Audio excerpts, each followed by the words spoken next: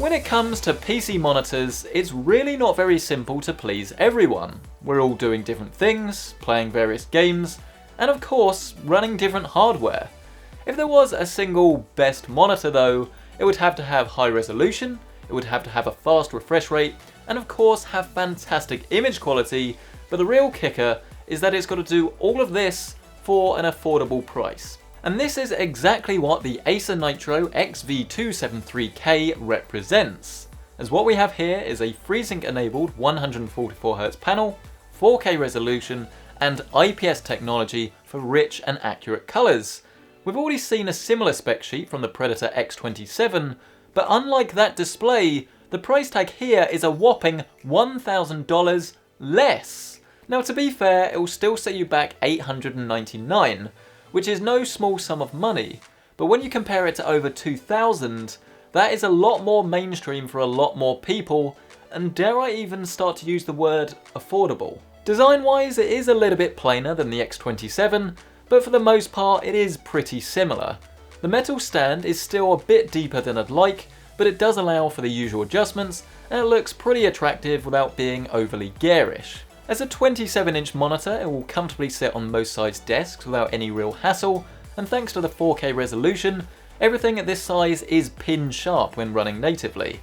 I'd probably still rather have a 32-inch monitor for this res personally, but at this price point and for the wide target audience, on balance I'd say that Acer probably made the right call. One of the issues that we had with the X27 was that there wasn't enough bandwidth within that single DisplayPort cable to actually drive the monitor at 4K, 144Hz, without dropping down some of the colour information. However, it does still apply to this monitor, but you can get around the problem by using two DisplayPorts to actually drive this monitor without any loss of information at all, which is pretty neat and it's something I've been doing, but I have noticed that sometimes when I've turned my computer on it's not quite recognised the monitor and I've had to rejig the ports to actually get it to work. So bear in mind that it's not a perfect solution, but assuming you can get it working flawlessly, you won't really have any real issues. But getting to the real meat of it, I'm not exaggerating when I call this the perfect display, as it's the least compromised and most flexible monitor I have ever used. While it is in Acer's gaming range, it's just as happy as a professional display as it is playing Smite, with 100% of the sRGB colour space covered and 90% of DCI P3 to boot. For my usage as a video creator and photographer, it really has been fantastic.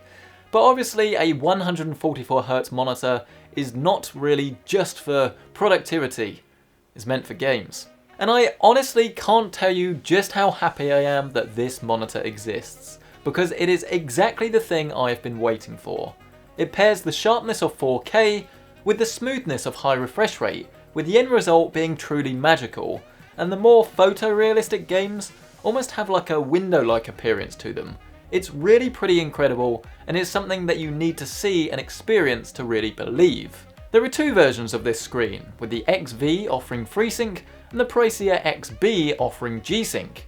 Speaking a hard truth, the only viable AMD graphics card for this monitor would be the Vega 64, while the Nvidia 2080 Ti will of course work perfectly, but it costs more than the monitor in the first place. Many will therefore make the argument that this is all ahead of its time, as there's nothing to drive 4K at 144Hz, so what's the point? But realistically, it all depends on what you play, as lighter titles like Smite will happily run uncompromised at 4K on higher end cards, and you'll always have the option of lowering down some settings and resolution scale in the more demanding games. If you expect to saturate this screen with 4K 144Hz in everything you play, then yes, don't bother with this, you're just going to be disappointed. But if you want the flexibility of resolution in some apps, but then speed in the others, this is exactly the screen you're after. But you're probably wondering what the catch in all of this is. It's been very positive so far, but it's a lot less than the X27. So what gives? Is there a catch? Well, yes there is. And it all comes down to HDR, or High Dynamic Range, as the thing that's missing is the fouled backlight, which brought 1000 nits of peak brightness and zone dimming that completely transformed the image quality into something that was truly unbelievable. And sadly here, we've got a flat static backlight and only 400 nits of peak brightness, so it really lacks any of the striking highlights of the X27. To be clear, it's not a terrible implementation of HDR, but don't buy this if you're after the ultimate HDR gaming experience, as it is nowhere near the capability of the best TVs or the X27 or PG27UQ. But to be frank, I personally don't really mind about this, as HDR PC gaming isn't quite there yet anyway, and I'm just not prepared to shell out over $2,000 for a very limited selection of games. If you're playing with a PS4 Pro and Xbox One X fairly regularly, then yes, you are going to suffer a bit more as the support is better on those platforms, but regardless, there is an advantage to the HDR tech in this monitor, and that's that it doesn't need an active cooling fan, and as such, the monitor is silent as you'd expect in operation. There is no doubt in my mind that if I was going to buy a monitor tomorrow, it would be one of these. This is not only a cake and eat it situation, but a sensibly priced one too. Don't get me wrong, I'm still well aware that this isn't for everyone, because unless you're specifically wanting 4K, there are cheaper 1440p monitors that make a lot more sense for dedicated gamers. And if you're a dedicated professional, you can get 4K image quality for half the price. But the point is that there's never been anything that has merged the two worlds better than this. So if you're like me and you want a single, uncompromised, do-it-all display, the Acer Nitro XV273K is the perfect screen. If you are interested in current pricing, I'll leave my Amazon affiliate links down in the description below, but I'm really interested to hear your thoughts on this. Is this the sort of thing you would buy? Would you wait for the G-Sync version? Or would you rather have an ultra-wide or maybe two monitors, one for each task, and then obviously you get more monitor for your money, I guess. Really interested to hear from you, so do let me know. Like the video though if you've enjoyed it, it really helps out, you wouldn't believe.